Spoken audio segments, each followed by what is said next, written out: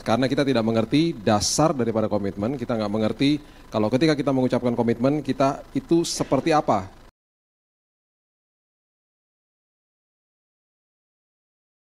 Berangkat dari kantor, saya buka Waze saya, Waze memberitahu kepada saya 50 menit.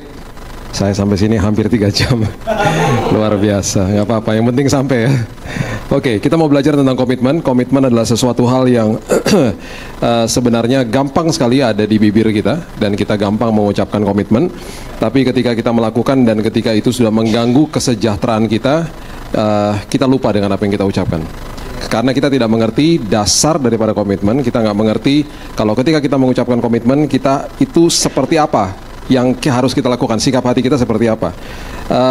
Saya sering kali terharu lihat orang nangis-nangis di depan altar kalau mereka lagi mengucapkan janji nikah. Saya tanya sama HRD saya di kantor saya, ketika karyawan masuk itu biasanya kata-kata apa yang diucapkan. Biasanya yang paling ngetop itu adalah kata-kata seperti begini, saya akan berikan yang terbaik. Selalu begitu di awalnya. Masuk ke dalam pelayanan juga begitu, saya akan berikan yang terbaik, selalu begitu. Nah, yang sering kali diucapkan di awal itu sangat luar biasa manisnya. Dan sering kali ketika kita dengar hal-hal seperti begitu, kita selalu mengatakan dalam hati, wow, ini orang akan memberikan saya komitmen yang luar biasa. Suami atau istri juga mengatakan begitu dalam hatinya, wow, suami atau istri saya ini akan memberikan komitmen yang luar biasa. Tetapi ketika kepentingan pribadi atau sesuatu yang kemudian mengganggu kepentingan kita, kita lupa dengan komitmen itu. Karena kita nggak ngerti artinya. Kita tidak mengerti artinya apalagi sama Tuhan, ya, apalagi sama Tuhan. Kalau kita mengerti apa yang kita lakukan dengan Tuhan, mengerti bahwa Dia adalah pencipta dan kita adalah ciptaan, kita akan makin mengerti untuk memberikan komitmen terhadap orang-orang di sekitar kita yang saya sebut horizontal. Vertikalnya beres, pasti horizontalnya beres, ya. Nah, saya mau bercerita dulu, cerita yang mungkin nggak enak bagi saya, dan saya nggak pernah lupa hari itu, ya. 28 Desember, kalau saya tidak salah itu tahun 2014 atau 15, saya lupa, ya. Kami sekeluarga ada di kota namanya San Diego di Amerika, dan kami sedang berlibur. Dan biasanya pagi-pagi ketika kami bangun pagi, saya dan istri saya setelah saat teduh, karena kami pasti bangun duluan. Kalau di benua Amerika, Daniel sama Debbie juga pasti tahu itu cuacanya sering kali berubahnya sangat drastis, ya. Jadi kalau liburan itu, apalagi bawa anak-anak, kami selalu pasang channel pertama, yaitu CNN, untuk lihat weather atau cuaca hari itu, untuk bisa menyiapkan baju buat anak-anak.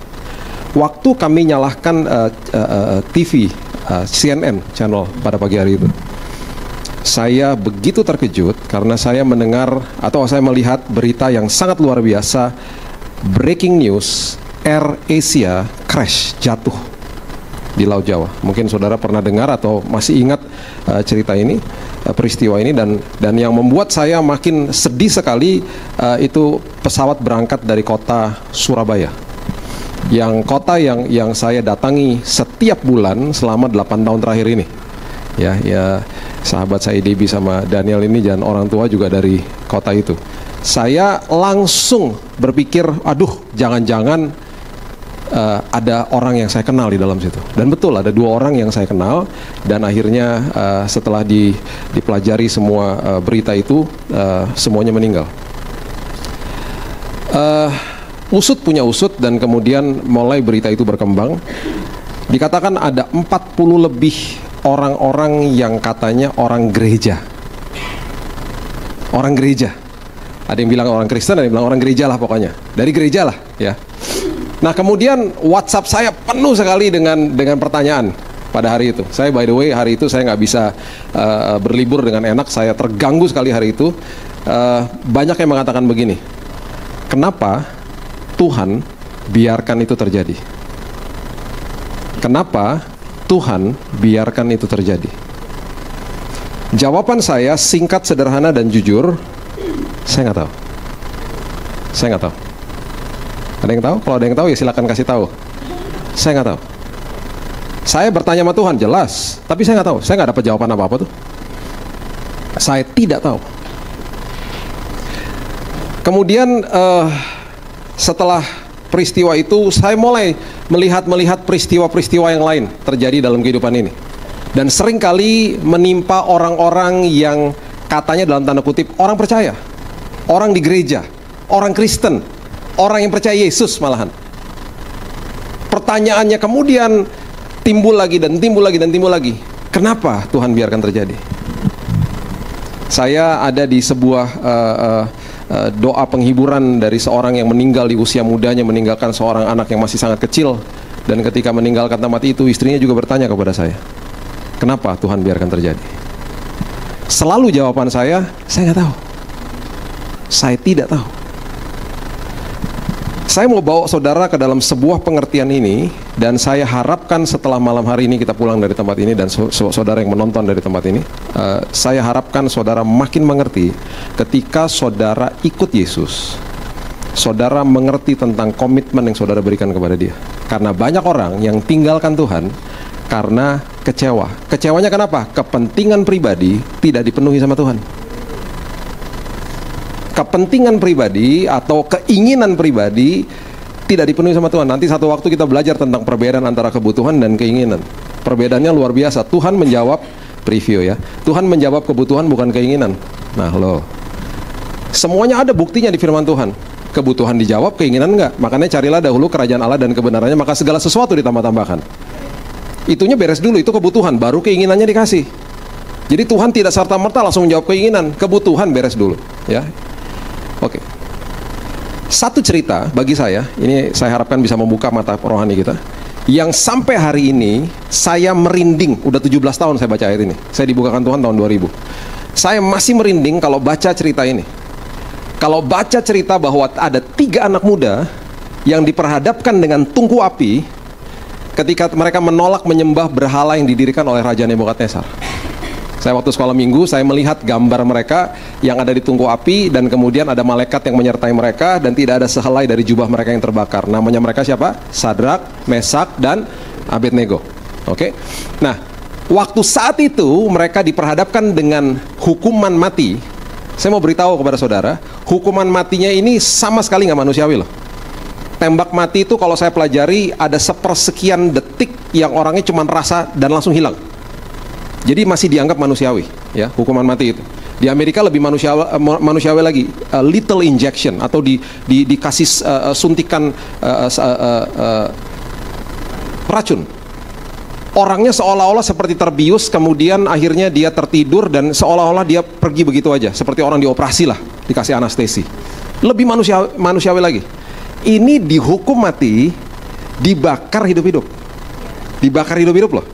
Dan sebelum mereka masuk ke situ, mereka melihat Alkitab mencatat prajuritnya mati di depan situ karena saking panasnya tungku api itu. Mereka nggak tahu loh ujung ceritanya. Kita udah tahu, kita udah baca, kita tahu ujung ceritanya. Mereka mana tahu ujung ceritanya.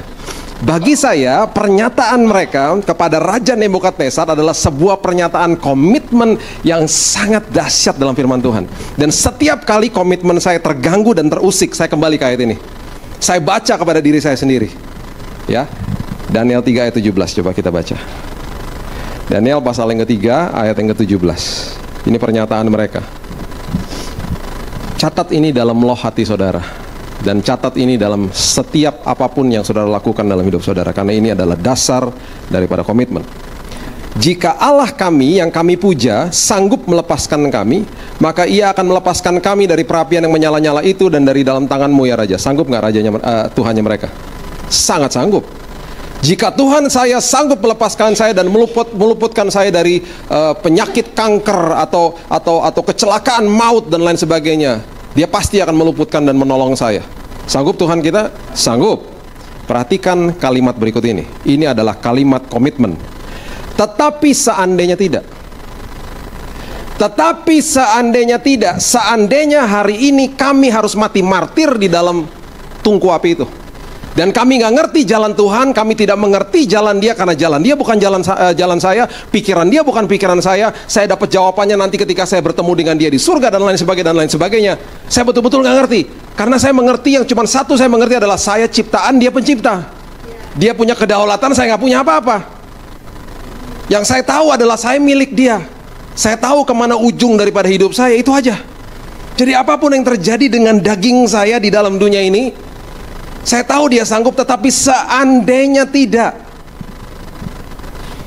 Mereka katakan begini, hendaklah tuanku mengetahui ya Raja, bahwa kami tidak akan memuja dewa tuanku, dan tidak akan menyembah patung emas yang tuanku dirikan itu. Dengan kata lain, apapun boleh terjadi. Apapun boleh terjadi, walaupun itu tidak sesuai dengan apa yang aku inginkan, hatiku tetap akan taat dan komit sama Tuhan, titik. Gak ada pertanyaan lain. Dasar daripada komitmen, catat ini baik-baik saudara, adalah tidak memberikan syarat atau kondisi kepada Tuhan. Dasar daripada komitmen adalah tidak memberikan syarat atau kondisi kepada Tuhan. Kalau saudara mengerti prinsip ini, saudara tidak akan pernah kecewa sama Tuhan. Tidak akan pernah kecewa sama Tuhan. Karena apapun yang dia buat, saudara akan terus katakan, Tuhan baik. Apapun terjadi sama hidup saudara, walaupun saudara nggak suka, saudara akan katakan, Tuhan baik. Berapa bulan lalu, adik saya terkena serangan jantung. Sempat meninggal 2 menit. Hilang, flatline 2 menit di UGD. Ya, adik saya yang setelah dibawa saya, persis. Dan waktu dia hilang 2 menit, akhirnya kembali lagi setelah resusitasi, masuk ke dalam kamar dokter dan akhirnya dikasih ring 2. Waktu itu kejadian telah berlalu, ya, dalam waktu kurun 5 hari dia akhirnya boleh keluar dari rumah sakit lagi. Banyak orang katakan begini, wow, Tuhan baik. Betul dong? Pasti dong orang mengatakan begitu kan, apalagi keluarga kami. Wow, Tuhan baik. Cuman saya yang diem. Saya katakan begini, kalau sampai kemarin dia meninggal, Tuhan baik gak? There you go. Kalau sampai kemarin Tuhan panggil dia, kita harus tetap katakan Tuhan baik. Karena kita nggak tahu kedaulatan Tuhan. Yang kita tahu adalah selalu rancangan dia itu selalu luar biasa. Jalan dia bukan jalan saya, pikiran dia bukan pikiran saya, ya saya katakan. Makanya kenapa Sadrak, Mesak, dan Abednego mengerti, aku tahu kok Tuhanku sanggup. Tetapi seandainya tidak, tetap kami akan komit. Karena kami mengerti komitmen adalah tidak memberikan syarat atau kondisi kepada Tuhan saya. Kalau kita bisa begitu, paradigma kita berubah seperti begitu, kita nggak akan begitu sama manusia. Kita nggak akan sembarangan sama manusia, kita nggak akan sembarangan sama pernikahan kita. Apapun boleh terjadi, aku tetap akan komit. Apapun boleh terjadi, aku tetap akan kerja untuk Tuhan. Walaupun bos saya tidak lihat, walaupun di tempat pekerjaan saya, kesejahteraan saya mulai terganggu, aku kerja buat Tuhan kok. Kalau saya mengatakan semuanya untuk Tuhan. Saudara, dasar daripada komitmen adalah tidak memberikan syarat atau kondisi kepada Tuhan. Itu yang pertama. Yang kedua, ya, yang kedua, kalau saudara mau mengerti tentang komitmen, saudara harus belajar untuk menjaga, ya, menjaga kasih mula-mula. Karena orang yang selalu buat komitmen, kasih mula-mulanya pasti luar biasa. Catat ini baik-baik. Di dalam kasih mula-mula itu selalu ada prioritas, intensitas, dan kualitas. Saya ulangi. Di dalam kasih mula-mula itu selalu ada prioritas, intensitas, dan kualitas. Saya ajak saudara untuk jujur sama-sama saya. Siapa yang di tempat ini pernah jatuh cinta? Yuk sama-sama kita angkat tangan. Terima kasih yang sudah angkat tangan. Yang tidak angkat tangan, Tuhan jamah mereka karena mereka berbohong. Ampuni dosa-dosa mereka ya Tuhan, karena kalian berarti tidak normal. Orang yang jatuh cinta, baik itu kepada manusia atau kepada Tuhan, di dalam kasih mula-mula selalu ada 3 komponen yang paling besar, yaitu prioritas, intensitas, dan kualitas. Makanya kenapa orang itu bisa selalu memberikan segala-galanya untuk sesuatu yang dia baru jatuh cinta. Saya nggak pernah lupa, bekas pacar saya, istri saya sekarang mengatakan begini waktu saya jemput dia. Satu hari waktu saya jemput dia katakan begini, kamu kan sibuk, kok bisa sampai datang lagi ke sini? Bisalah, dibisa-bisain. Karena apa? Prioritas, intensitas, dan kualitas itu selalu tinggi di dalam kasih mula-mula. Makanya kenapa komitmen di awal selalu hebat. Catat ini baik-baik. Orang yang belajar untuk menjaga kasih mula-mula, berarti apa? Menjaga prioritas, intensitas, dan kualitas, itu selalu sama dengan konsisten. Orang yang konsisten adalah orang yang selalu menjaga prioritas, intensitas, dan kualitas. Saya nggak pernah lupa punya teman yang jarak jauh gitu ya pacarannya. Dan saya nggak pernah lupa ketika dia cerita kepada saya, waktu pacarnya udah mau tidur di kota lain, dia di kota lain, dia nyalain teleponnya, dia suruh pacarnya nyalain teleponnya, dua-duanya sambil taruh telepon yang menyala itu di samping kupingnya. Mereka bilang, yuk kita sama-sama mendengar dengkur kita masing-masing sampai pagi. Pulsa habis bodo amat, yang penting saya nyalain telepon. Apa? Prioritas, intensitas, dan kualitas selalu tinggi. Makanya gampang ngeliatin orang pacaran di food court, handphone selalu taruh. Dua-duanya begini. Karena prioritas, intensitas, dan kualitas buat dia. Tapi orang yang sudah menikah 10 tahun, 15 tahun, dua-duanya walaupun bersama-sama, dua-duanya begini. Hah? Oh iya, terserah ya. Dulu saya bukain pintu istri saya sekarang ini waktu masih pacaran. Apakah sekarang masih bukain pintu mobil? Masih. Kadang-kadang dia bilang begini, aku bisa, saya katakan, aku juga tahu kamu bisa. Dulu waktu masih pacaran saya telepon-teleponan sama dia. Apakah sekarang masih telepon-teleponan? Masih. Dia kerja di rumah jam 9, saya telepon dia, saya tanya gini, kamu di mana? Ya kamu tahu lah aku di rumah. Iya, emang cuma mau nanya aja. Terus jam 11 telepon lagi. Karena udah semua diomongin, diem-dieman di telepon. Sampai beberapa saat, oke. Jam 2 telepon lagi. Karena cuma mau dengar suaranya aja. Dan selalu saya katakan begini, yuk kita tetap lakukan apa yang kita lakukan waktu masih pacaran, supaya intensitas, prioritas, dan kualitas kita jaga, supaya kita berdua konsisten. Perhatikan ini baik-baik. Orang yang konsisten dicari orang lain, dimintai pendapat sama orang lain. Orang yang konsisten adalah orang yang diberikan kepercayaan sama orang lain. Karena apa? Konsisten. Orang yang konsisten selalu didatengin sama orang dan ditanyain, kok bisa sih kayak gitu? Nah, karena orang yang konsisten selalu memberikan inspirasi kepada orang lain. Makanya kenapa orang yang mengerti komitmen adalah orang yang jaga kasih mula-mula. Dia jaga komitmen awalnya, supaya intensitas prioritas itu terus ada bersama-sama dengan dia dan dia didapati konsisten. Dan saya selalu berikan seminar ini kepada orang tua. Saya katakan begini, anak-anakmu akan mengikutimu bukan dari perkataanmu, tapi dari perbuatanmu yang kau lakukan hari lepas hari. Kalau saya mau anak-anak saya supaya mereka menjadi orang-orang yang kemanapun mereka pergi, dan nanti ketika mereka punya pasangan, mereka akan peluk pasangannya. Saya akan peluk istri saya setiap hari, supaya mereka lihat saya pelukan sama istri saya setiap hari. Ketika saya mau mereka bertumbuh dan mereka mau saya mau mereka betul-betul jadi hangat dan selalu katakan I love you kepada orang-orang dekatnya, saya akan katakan juga kepada istri saya setiap hari. Dan saya akan lihat mata mereka dan saya katakan I love you. Dan itu kita lakukan setiap hari. Dan kita nggak heran ketika ambil raport sampai gurunya bilang begini, Pak, anaknya kok setiap orang dipelukin Pak di sekolah Pak. Di rumah diapain Pak? Dipelukin juga ya? Iya, dipelukin. Sampai-sampai hari saya tuh jadi hari yang lebih mudah Pak, kata gurunya. Ketika saya lagi tidak enak, saya dipelukin sama dia Pak. Tiap hari loh Pak. Orang yang mengerti komitmen adalah orang yang menjaga kasih mula-mula. Makanya susah ngajak orang yang baru terima Yesus. Hari Senin ngopi-ngopi bisa nggak? Nggak bisa. Ada kelompok sel di gereja. Oh gitu. Selasa nggak bisa juga. Kelompok sel kedua. Banyak banget. Tiap rumah gue datengin. Rabu nggak bisa. Kebaktian tengah minggu. Banyak amat. Kamis nggak bisa. Udah pernah dengar Yayasan Anugerah? Gue ke situ.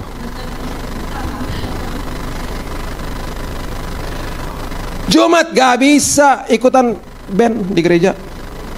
Anak band gue sama anak-anak gereja, anak praise and worship. Sabtu gak bisa juga. Youth. Lu kan udah tua. Jangan salah. Bukan youth aja gue ikutin, karena sekolah minggu gue datang juga. Saking gue haus sama firman Tuhan, haus. Kebaktian WBI, ibu-ibu aja gue datang, gue di belakang. Sampai suka diusir, gue masuk lagi. Minggu lah gak bisa. Di gereja kadang-kadang 5 ibadah semua gue ikutin. Gak bisa lah, susah. Gak bisa. Karena apa? Lagi jatuh cinta sama Tuhan. Tungguin aja 6 bulan, tanya lagi, lu masih sibuk di gereja? Ya kagak lah, gila aja lo, ngapain sibuk-sibuk di gereja? Sekarang fleksibel lagi waktu gue. Saya nggak bilang saudara harus tiap hari ke gereja, cuman ini adalah ciri-ciri orang seperti begitu. Awalnya jagoan. Yuk kita awalnya jagoan dan seterusnya jagoan yuk. Kita jaga komitmen, kita beritahu kepada dunia bahwa saya adalah orang yang mengerti tentang nilai surgawi. Saya adalah orang yang mengerti bahwa ketika saya komit sama Tuhan, saya bisa komit sama manusia. Saya komit sama pekerjaan saya, komit sama pelayanan saya, komit sama keluarga saya. Yang ketiga, saudara, komitmen selalu diuji. Gak pernah enggak. Komitmen selalu diuji. Malaiki pasal yang ketiga, ayat yang ketiga mengatakan begini. Malaiki pasalnya yang ketiga, ayatnya yang ketiga mengatakan begini. Ia akan duduk seperti orang yang memurnikan dan mentahirkan perak, dan ia mentahirkan orang Lewi, menyucikan mereka seperti emas dan seperti perak, supaya mereka menjadi orang-orang yang mempersembahkan korban yang benar kepada Tuhan. Ada seorang ibu yang membaca ayat ini dan dia bertanya 3 pertanyaan kepada tukang perak yang betul-betul menggugah hati saya ketika saya membaca cerita ini. Ibu ini bertanya begini kepada tukang perak, Pak, ketika Bapak sedang memurnikan perak, Bapak taruh di mana peraknya? Oh, saya taruh di api. Kemudian Roh Kudus bicara sama dia. Oh, dia makin mengerti. Begitu toh Tuhan, ketika sedang aku dalam proses, aku rasanya seperti dibakar-bakar dalam api. Nggak enak Tuhan. Terima kasih Tuhan. Pertanyaan kedua, Pak, waktu Bapak sedang memurnikan perak, Bapak posisinya di mana? Loh, saya nggak kemana-mana, saya pegangin pakai tongkat yang panjang. Roh Kudus bicara lagi sama dia. Ketika engkau sedang melewati ujian dan proses dalam hidupmu, aku juga nggak kemana-mana, aku ada di situ kok, pegangin dirimu. Pertanyaan ketiga, kapan Pak, Bapak tahu ketika perak itu selesai dimurnikan? Oh ya gampang Bu, ketika saya bisa bercermin di perak itu, selesai pemurniannya. Roh Kudus bicara lagi, bukankah engkau suka berdoa, Tuhan jadikan aku serupa seperti Tuhan?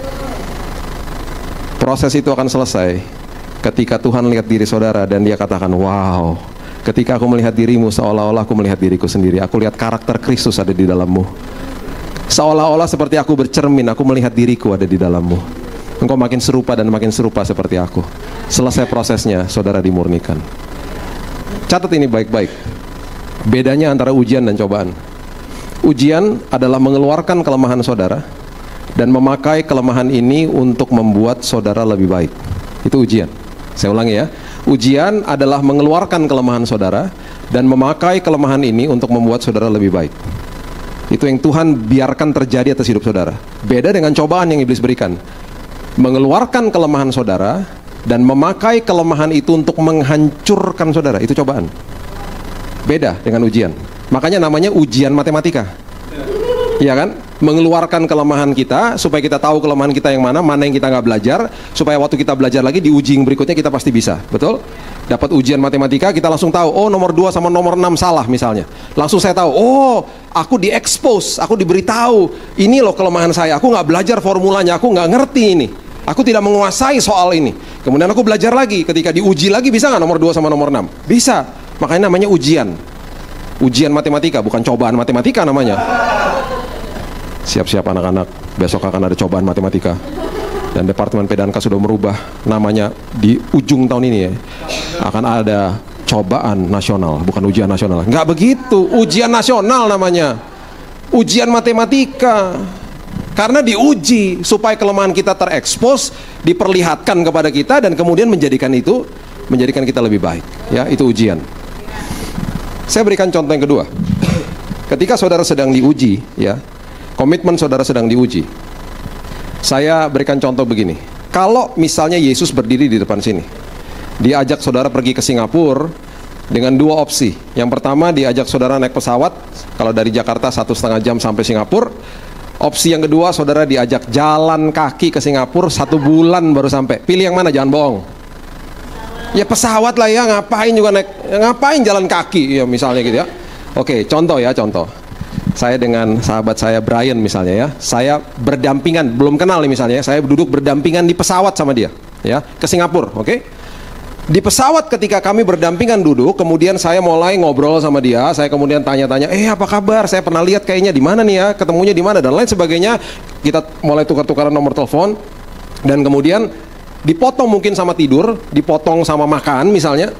Waktunya sangat terbatas, 1,5 jam sampai di Singapura. Kemudian setelah sampai di sana, setelah mau pisah, saya bilang begini, Brian, nanti kalau ketemu di Jakarta, kontak-kontak ya. Oke, ya udah kita pisah. Satu waktu saya bertemu dengan beliau di mall misalnya, Grand Indonesia misalnya. Saya ketemu dia dari jauh dan kemudian saya bilang, Brian, ingat nggak Billy Botak Garuda Singapura? Brian ini begini, oh iya, apa kabar? Kita ngobrol. Waktu pisah, saya sama istri saya bilang sama dia, itu Brian, saya pernah duduk bareng di pesawat pergi ke Singapura sama dia. Saya kenal sama dia. Statusnya apa? Saya kenal sama dia. Perhatikan ini saudara, kalau skenario yang kedua yang kami jalankan, kami jalan kaki ke Singapura. Ya, duitnya terbatas, ya.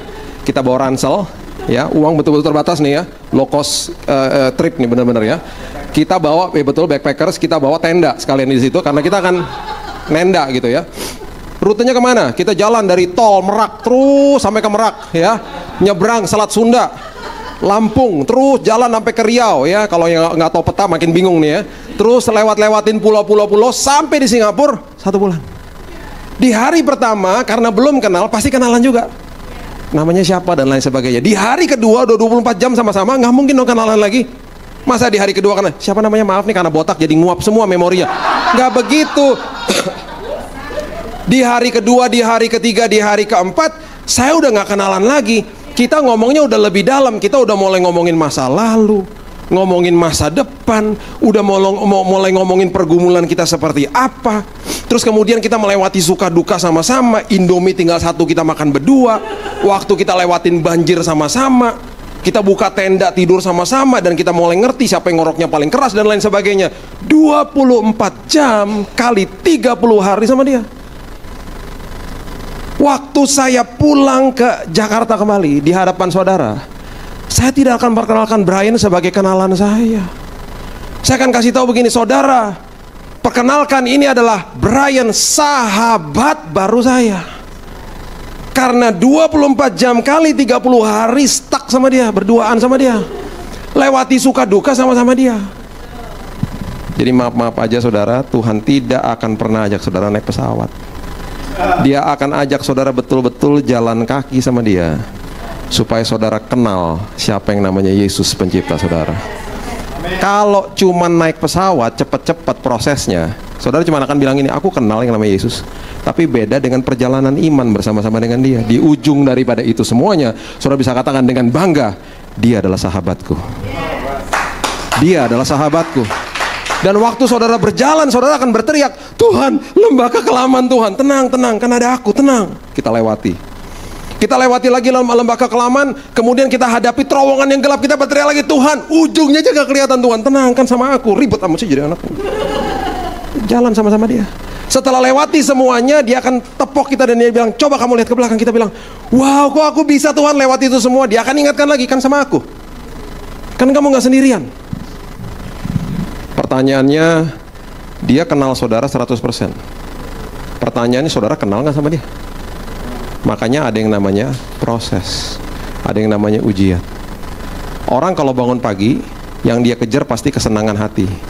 Kesenangan hati itu bentuknya biasanya event, sesuatu yang cepet-cepet aja. Makanya apa? Paskah sama Natal rame. Betul? Ibadah Paskah sama Natal di gereja rame. Kenapa? Orang kejar apa? Eventnya. Ada pembicara top, ada penyanyi top, ada makan-makan, ada kado dan lain sebagainya. Dan kesenangannya itu hilangnya juga cepat. Tapi orang yang setiap minggu masuk ke dalam gedung gereja, belajar masuk ke komsel, ikutan ibadah seperti hari ini dan lain sebagainya. Saudara yang tune in di Facebook, saudara mungkin bisa melakukan hal yang lain, bisa nonton TV mungkin. Tapi saudara dengarkan khotbah dan lain sebagainya, saudara mau belajar dan saudara catat dan lain sebagainya. Saudara sedang mengejar kebenaran. Orang yang mengejar kebenaran adalah orang yang kejar proses. Orang yang kejar kesenangan adalah orang yang kejar event. Makanya konser rame. Konser bisa rame, ibadah belum tentu rame.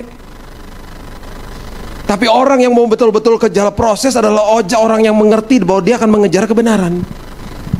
Karena kebenaran itu perlu proses. Anak saya yang kedua ini, anak saya yang pertama ini sudah umurnya 17 tahun. waktu dia dari kecil kami suka ada dating time berdua, daddy and daughter gitu ya. Jadi saya suka ajak dia berjalan sama-sama saya dan kemudian bertumbuh besar bersama-sama saya. Dan ketika dia masih umurnya masih 3-4 tahun, saya nggak pernah lupa, karena kami sering pergi ke mall berdua gitu ya. Sampai saya mengerti Hello Kitty, Princess gitu, karena dunianya dia dari kecil terus sampai sekarang dia sudah 17 tahun. Kami sering kali terjebak di dalam lift yang begitu rame, penuh dengan orang. Dan sering kali dia tarik celana saya, dia katakan, "Dad, lift me up, gendong dong." Dan berkali-kali di belakang lift yang penuh sesak dengan orang, saya katakan, "Aduh, nanti dulu sayang, gendongnya juga repot. Liftnya penuh, kamu di bawah sini, repot gendongnya, udah di situ dulu." Sampai satu waktu saya nggak pernah lupa, saya masih ingat juga di Mall Kelapa Gading, mallnya, di belakang lift kembali yang lift penuh dengan sesak dengan orang, dia tarik lagi celana saya, "Dad, gendong dong, lift me up, gendong dong." Di situ seperti saya dapat pencerahan dari Tuhan. Iya ya, di bawah situ tuh nggak enak loh pemandangannya. Saudara bisa bayangkan, saudara anak kecil umur 4 tahun ada di belakang lift, di paling belakang, dan saudara pendeknya cuma segini. Semua ngadep ke sana. Pemandangan depan saudara betul-betul gak nyaman. Terima kasih Tuhan yang sudah ketawa sudah mendapatkan pewahyuan. Yang belum ketawa belum ngerti, tanya maksudnya apa sih? Kalau sampai terjadi kejadian-kejadian yang tidak diinginkan, anak saya kena duluan. Terima kasih Tuhan yang ketawa sudah mendapatkan pewahyuan. Yang belum ngerti juga apa sih maksudnya. Kalau masih gak ngerti juga, nanti cobain masuk ke lift di mall, berdiri paling belakang, penuh dengan orang, saudara begini aja, pendekin diri saudara. Saudara akan mengerti, oh ini toh, gak nyaman pemandangannya. Di saat itu saya gendong dia, karena saya tahu di bawah situ gak nyaman. Saya gendong dia dan saya gak pernah lupa mukanya dia ketika saya gendong. Mukanya begini, lega. Waktu mukanya lega, liftnya masih rame gak? Masih rame. Tambah rame kadang-kadang. Kenapa dia lega? Karena pandangan perspektifnya setinggi saya, gak di bawah itu lagi. Kalau lagi lewati badai, mengerti satu hal, saudara pasti sampai ke seberang kok. Pasti sampai ke seberang. Ketika lewati itu, bilang sama Tuhan begini, jangan nangis-nangis Bombay sama Tuhan. Jangan jadi orang Kristen yang cetek gitu imannya. Jangan jadi orang Kristen yang dikit-dikit nangis, bilang jangan minta-minta ditur Tuhan, halau badai ini. Jangan. Tuhan, aku akan nembus badai ini sama-sama Tuhan. Selama aku lagi nembus perjalanan berat ini, Tuhan gendong aku ya. Tiba-tiba saudara rasakan damai sejahtera, sukacita di dalam hati saudara. Masalahnya masih ada nggak? Masih ada. Tambah berat kadang-kadang. Tapi tiba-tiba ada damai sejahtera dan sukacita yang melingkupi hidup saudara. Jadi orang Kristen yang mengerti bahwa komitmen selalu akan diuji. Selalu saudara akan melewati proses hidup. Simple, sederhana. Mengerti ada dua hal terjadi. Di ujung dari badai itu semuanya saudara akan dibuat makin serupa seperti Tuhan. Dan yang kedua, saudara akan mengenal dia dengan lebih baik lagi. Dengan bangga saudara bisa katakan, Tuhan, Kau adalah sahabatku yang luar biasa. Dan orang yang selalu mengerti bahwa ujian itu dilewati, setelah dilewati pasti naik kelas, pasti naik level, naik dimensi, berkatnya juga naik. Pasti begitu, tanggung jawabnya juga naik.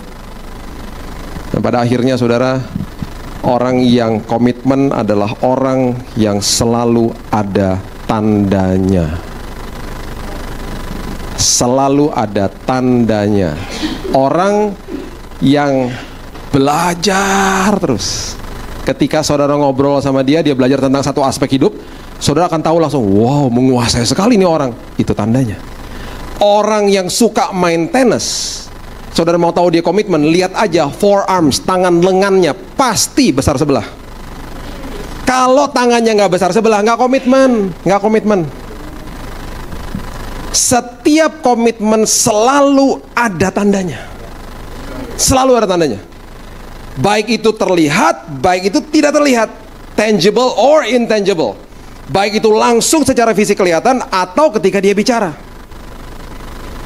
Orang yang selalu punya komitmen sama Tuhan, kalau dia nggak ada tanda secara fisik, banyak orang punya tanda secara fisik loh, karena dianiaya untuk Tuhan, malahan martir untuk Tuhan. Tapi banyak orang, lebih banyak lagi yang punya tanda yang saya sebut di dalam sini, yang saya sebut kesaksian hidup. Kesaksian hidup atau tanda daripada komitmen selalu menjawab keraguan-raguan. Selalu menjawab keraguan-raguan. Makanya kenapa saya sudah hampir 20 tahun pelayanan mimbar, saya bisa mengambil satu garis lurus yang saya selalu jadikan itu standar saya. Penginjilan yang paling hebat, yang paling luar biasa, bukan dari kata-kata saudara, tapi dari perbuatan saudara. Karena perbuatan saudara selalu menghasilkan tanda yang luar biasa. Pengalaman dengan Kristus selalu menghasilkan yang namanya kesaksian hidup namanya. Ya, kita baca ayat terakhir di Lukas pasal yang ke-24, ayatnya yang ke-36, firman Tuhan katakan begini. Lukas pasal yang ke-24, ayat yang ke-36, firman Tuhan katakan begini. Ketika murid Yesus ragu-ragu, dia hanya jawab dengan tanda bahwa dia komitmen. Dan sementara mereka bercakap-cakap tentang hal-hal itu, Yesus tiba-tiba berdiri di tengah-tengah mereka dan berkata kepada mereka, "Damai sejahtera bagi kamu." Mereka terkejut dan takut dan menyangka bahwa mereka melihat hantu. Akan tetapi ia berkata kepada mereka, "Mengapa kamu terkejut dan apa sebabnya timbul keraguan-raguan di dalam hati kamu? Lihatlah tanganku dan kakiku." Dia nggak jawab pakai apa-apa, keraguan-raguan dijawab sama tanda. Nih loh, lihat tanganku dan kakiku. Aku sendirilah ini, rabalah aku dan lihatlah, karena hantu tidak ada daging dan tulangnya, seperti yang kamu lihat ada padaku. Keraguan-raguan selalu dijawab sama tanda. Jadi kalau saudara hidupnya komitmen, nggak usah banyak cerita, nggak usah banyak ngomong malahan. Orang akan terinspirasi sama hidup saudara. Karena kesaksian hidup selalu menjawab keraguan-raguan. Makanya kenapa orang seringkali berkata begini, kok bisa sih hidupnya konsisten? Kok bisa sih hidupnya seperti begitu, dan lain sebagainya. Saudara, Ibrani mencatat, apabila engkau mengejar kekudusan, engkau akan melihat Tuhan. Melihat Tuhan maksudnya melihat kemuliaan Tuhan. Ketika ada karakter Kristus dalam hidup saudara, ada komitmen dalam hidup saudara, orang akan lihat Yesus dalam hidup saudara. Selalu begitu, saudara. Saya tutup dengan cerita ini. Beberapa tahun yang lalu, saya dengan teman saya ada di kota Makau. Dan di kota ini, waktu kami mau pergi ke hotel bintang 5 katanya, dan di sebelahnya ada mall karena kami mau makan siang di situ. Mereka katakan bahwa, "Pak, jangan naik bus yang bayar, itu ada bus gratis, busnya hotel," katanya. Jadi kami cari busnya hotel dan kami lihat, busnya bagus sekali memang, karena hotelnya hotel bintang 5, busnya juga bintang 5, sepertinya begitu ya. Jadi kami mulai datangin busnya, dan waktu saya lihat supirnya, dia hanya diam saja karena saya bawa kereta anak. Waktu itu anak kedua saya masih kecil, dan kereta anak ini saya perlu masukin ke dalam bagasi bus itu. Supirnya diam aja, akhirnya saya mengambil inisiatif, saya buka bagasi busnya. Bagasi bus itu ada di samping bus ya, bukan di belakang, di samping. Saya buka, saya masukkan kereta anak saya tutup kembali, dan saya naik ke atas bus, dan saya duduk tenang, manis-manis, dan kami mulai berjalan ke hotel itu. Selama perjalanan mungkin busnya kanan kiri. Waktu kami turun dari bus sampai di hotel itu, saya lihat, wow, luar biasa mewah sekali hotelnya. Sebelahnya ada mall, dan kami mau makan siang. Waktu kami keluar, saya lihat lagi supirnya juga diam aja. Dia tidak ambil inisiatif untuk membuka bagasinya, jadi saya berpikir bahwa saya harus ambil sendiri. Saya kembali buka bagasinya, waktu saya lihat ke dalam, waduh, kereta anak saya sudah masuk sampai ke dalam bus, karena nggak ada barang yang lain. Dia mungkin tergoncang dan lain sebagainya, masuk ke dalam.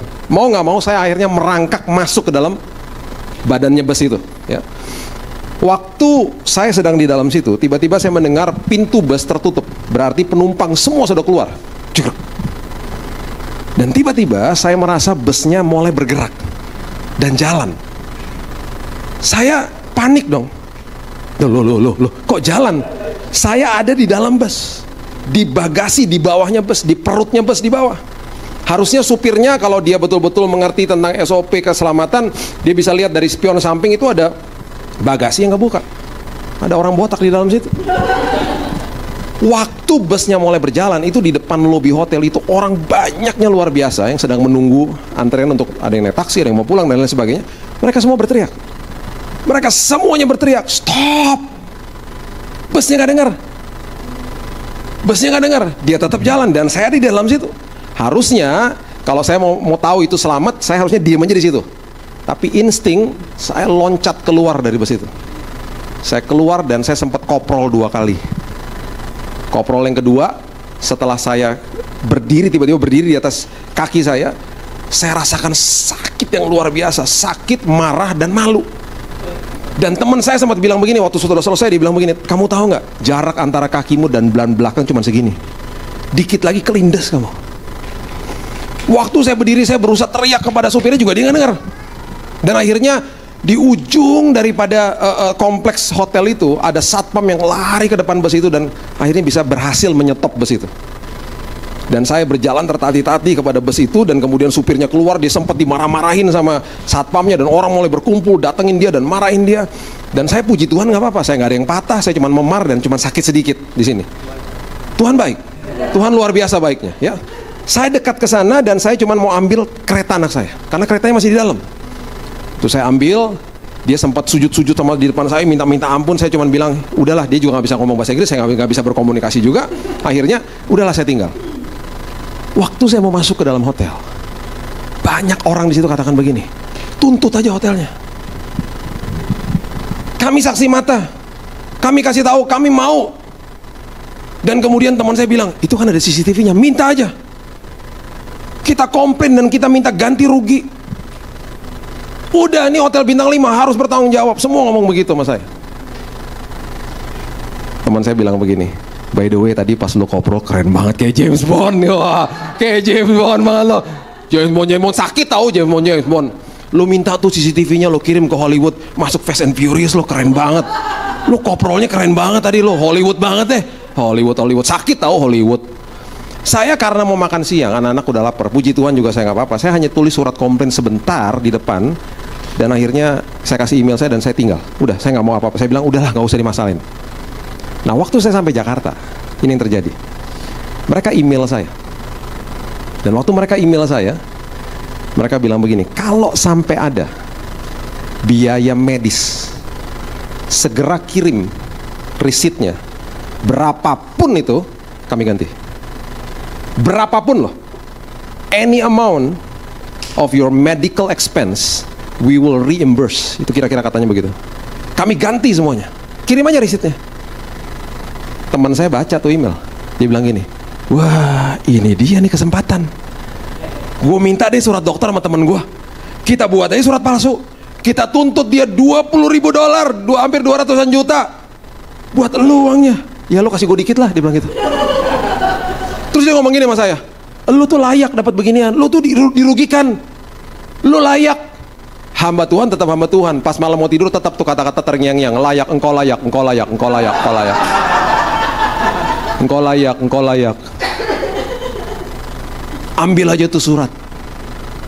Saya tidak lakukan itu. Besoknya saya email mereka kembali dan saya katakan I'm okay, saya nggak apa-apa, saya nggak ada biaya medis apapun. Mereka kirim balik lagi, mereka bilang terima kasih, mereka sorry-nya luar biasa, dan mereka katakan mereka kirim buktinya bahwa supirnya sudah diskors. Saya juga nggak sampai ke situ, tapi mereka katakan sudah diskors, sudah disekolahkan kembali dan lain sebagainya. Mereka sempat lagi menawarkan voucher gratis tinggal di hotel. Saya bilang nggak usah lah, saya juga nggak ada rencana ke sana dan lain sebagainya. Yang penting di hati saya ada damai sejahtera, ada sukacita. Bagi saya itu adalah kesaksian hidup saya. Kemanapun saya pergi, kemanapun saudara pergi, ketika saudara mengalami komitmen dengan Tuhan, ada kesaksian yang saudara bawa sebagai tanda kehidupan. Kemanapun saudara pergi, ini loh, aku ngalami Yesus, aku ngalami Yesus. Ketika aku alami, ini yang terjadi loh. Dan itu adalah tanda yang selalu menjawab keraguan-raguan. Jangan berikan kondisi sama Tuhan, jaga kasih mula-mula, mengerti ketika masuk ke dalam proses, dan engkau pasti naik kelas, dan tandamu akan menjawab keraguan-raguan. Itu adalah the power of commitment, kuasa daripada komitmen yang saudara lakukan. Mari kita tundukkan kepala kita berdoa, saudara. Bapak, kami mengucap syukur buat malam hari ini. Kami belajar tentang komitmen Tuhan. Kami mengucap syukur bahwa Engkau adalah Allah yang berkedaulatan penuh atas hidup kami. Seringkali betul Tuhan, kami tidak mengerti jalan-jalan Tuhan karena kami adalah ciptaan Tuhan, dan Engkau adalah Allah yang penuh dengan kedaulatan yang luar biasa, the sovereign God. Dan Tuhan, oleh sebab itu kami memberikan hidup kami untuk Tuhan. Dan kami tahu Tuhan, apapun yang boleh terjadi, kami tahu Engkau sanggup. Tapi seandainya tidak, seperti Sadrak, Mesak, dan Abednego katakan, kami tetap akan komitmen, kami tetap akan taat kepada Tuhan. Kami tidak akan memberikan standar atau kondisi kepada Tuhan. Ajari kami Tuhan supaya kami berubah paradigma kami. Dan juga kami memberikan komitmen yang terbaik kepada istri, suami kami, anak-anak kami, orang tua kami, pekerjaan kami, pelayanan kami, dimanapun kami berada. Dan kami mau menjaga kasih mula-mula kami Tuhan. Intensitas, prioritas, dan kualitas kami pegang teguh, supaya kami didapati konsisten di dalam Tuhan. Dan kami percaya ketika komitmen kami diuji Tuhan, kami menjadi orang-orang yang menjadi makin-makin serupa seperti Tuhan, makin dimurnikan. Dan kami percaya Tuhan, kami akan pada akhirnya mengatakan bahwa Engkau adalah sahabat kami Tuhan, karena kami mengenal Engkau dengan lebih baik lagi, karena kami ada perjalanan iman bersama-sama dengan Tuhan. Kami pasti naik kelas, dimensi kami berubah, kami diberikan tanggung jawab yang lebih lagi, berkat kami juga pasti meningkat Tuhan. Dan oleh sebab itu kami mau bertanggung jawab dengan tanda-tanda itu Tuhan, tanda-tanda kehidupan, tanda komitmen kami. Itu menjadi contoh, bisa menjadi berkat bagi banyak jiwa, menjadi lembaran terbuka, mercusuarnya Tuhan dimanapun kami berada. Sebab itu Tuhan, berkati Tuhan apapun yang kami mau lakukan sepanjang hari yang akan datang. Dan kami percaya hidup kami ini singkat Tuhan. Alkitab mencatat 70 kalau kuat 80 tahun. Di sisa hidup kami Tuhan, kami mau berikan yang terbaik untuk Tuhan. Berkati anugerah ministry, berkati Pak Daniel, Ibu Devi Tuhan, keluarga mereka dan segenap kru segenap staff yang bekerja di tempat ini. Dan berkati yayasan ini Tuhan, yang Tuhan telah tetapkan dalam hati mereka. Apapun tanggung jawab Tuhan yang Tuhan telah berikan dalam yayasan ini, terus mereka akan kembangkan sesuai dengan rencana Tuhan. Makin banyak jiwa boleh dijangkau, makin banyak gereja boleh dibantu Tuhan. Dan kami percaya ada kemuliaan Tuhan yang ternyata dalam kehidupan mereka masing-masing. Terima kasih Bapak, kami serahkan hidup kami dalam tangan Tuhan. Kami serahkan sisa malam hari ini dalam tangan Tuhan. Dan hanya di dalam nama Tuhan Yesus Kristus Tuhan kami sudah berdoa dan sudah menerima firman yang hidup ini. Kita sama-sama katakan amin. God bless you.